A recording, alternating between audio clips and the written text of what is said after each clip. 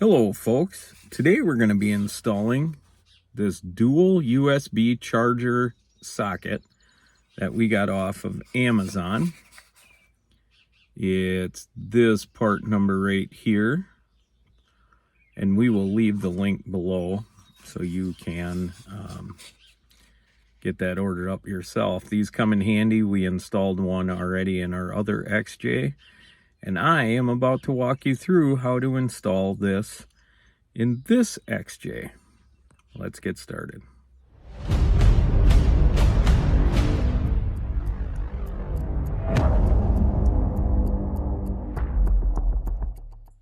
Alright folks, so before we begin, you're going to notice in your XJ you have two power outlets. One is a constant to where if you were to plug, with the key in the off position, if you were to plug your phone into here, you're going to have power. The other one, the power needs to be on, and that is the one we want to select.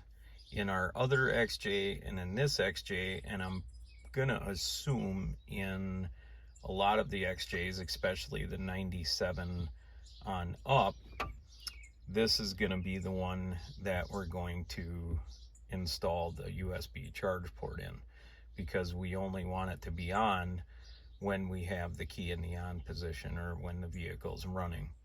This one's gonna constantly be running even if the vehicle is off. So the first thing we're gonna do is we're gonna pop this faceplate off, and you can just grab the bottom, get that off to the side. Next thing we're gonna do is there's a screw here, screw there, and there's a screw over here, or two screws over here. And we are going to remove this whole panel out of here, and then I'm going to show you what to do next. All right, folks, so let's get these screws out.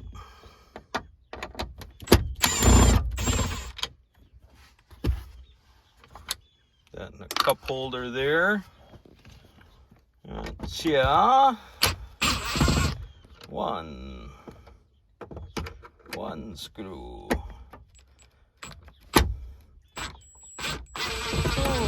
Two screws. So we're gonna get these out. Then what we're left with is some harnesses. This one here, you got to put something in this hole that'll depress that, pop it up. This one's got a little tab here you want to push in. If I remember right, on our other Jeep, the push-in tab is back here, and then this one here looks like the push is there. So you want to get these harnesses out, take a nice picture of them when you got them out, or before you take them out, so you know where. Oh, now we got another one right here we got to take out, so we'll be right back.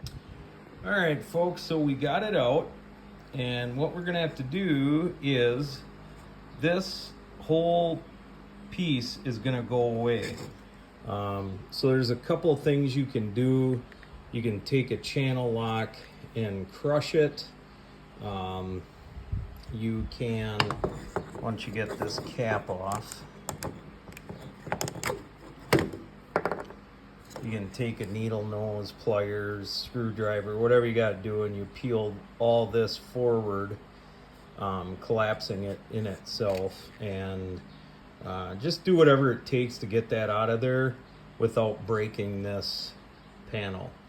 And so that's what we're going to do. I'm going to probably take a channel lock, and I'm going to probably crush it all the way around, and then grab this with the channel lock and peel it in. There are videos out there how to replace these or get them out without destroying them, but I do not care. That is not my goal. I just want to get this USB charger installed. So we will be right back. All right, folks, so what I essentially did is I pushed these two tabs down with the screwdriver, and that allowed it to move around, slide back and forth. And then I cut this piece off the back, and then I was able to shove it through. So what our next goal is I'm gonna take a Dremel of some sort, and I'm gonna cut, see if you can see this better. I'm gonna cut this off, and then I'm gonna take a stone on my Dremel, and we pretty much ream this whole thing out of here, this whole lip.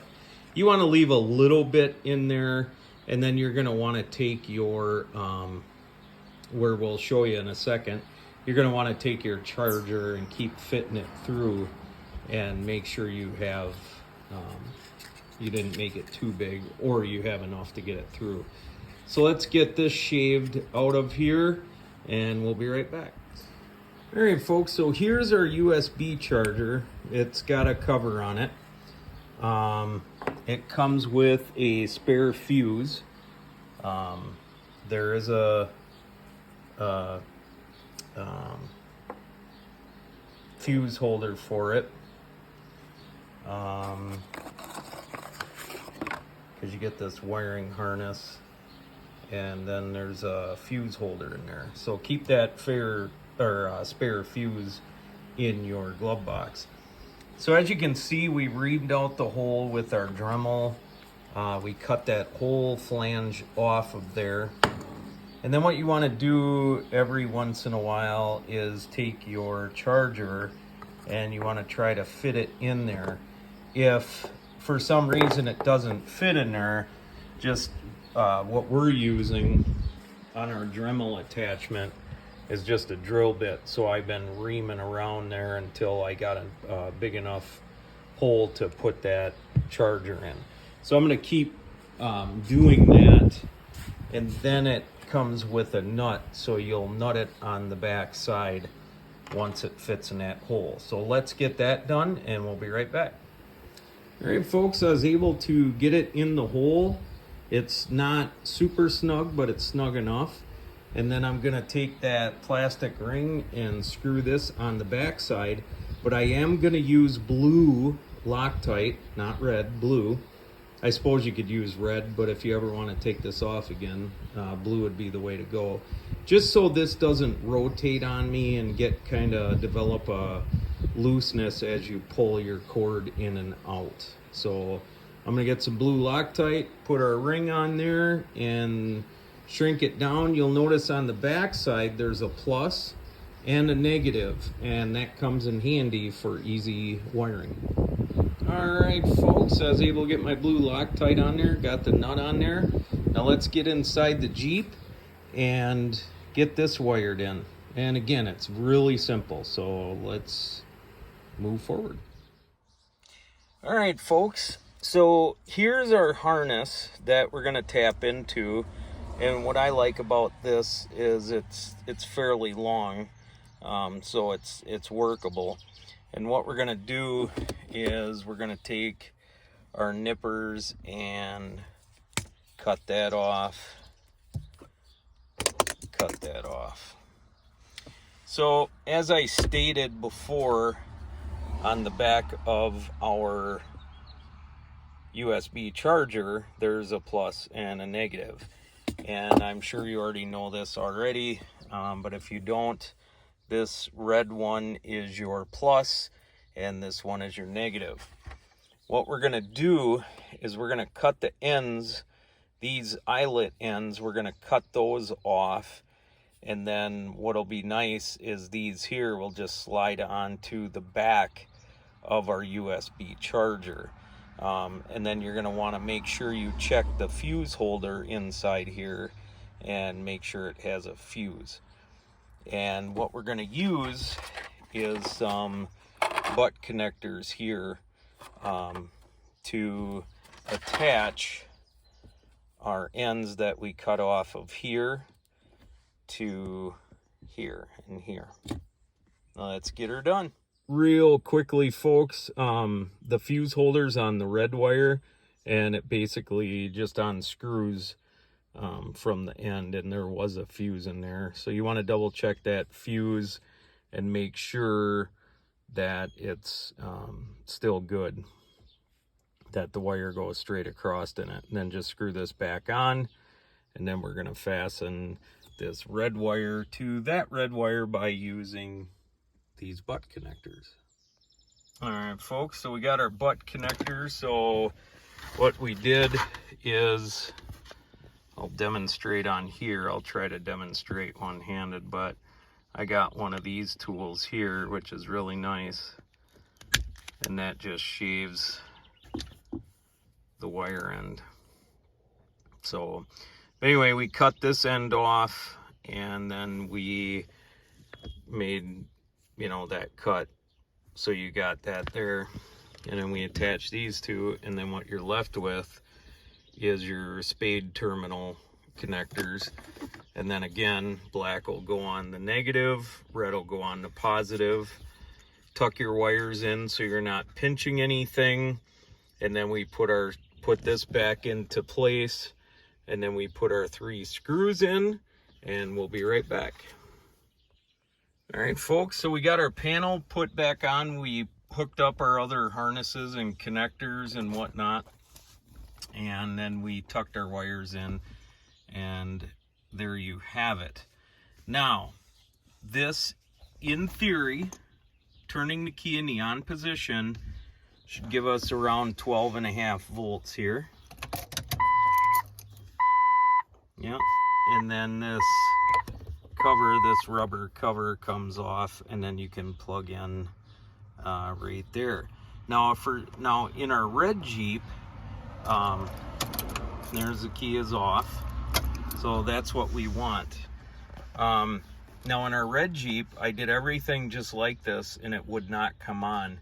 And what it ended up being is the cigar fuse inside that panel was blown. I believe it's a 20 or 25, but I believe it's a 20 amp fuse inside that panel, and that's why that one didn't work. But now in that red Jeep, we got it working. So there you have it, folks. We're gonna go ahead and hopefully I can do this one-handed. Gonna stick our panel back on.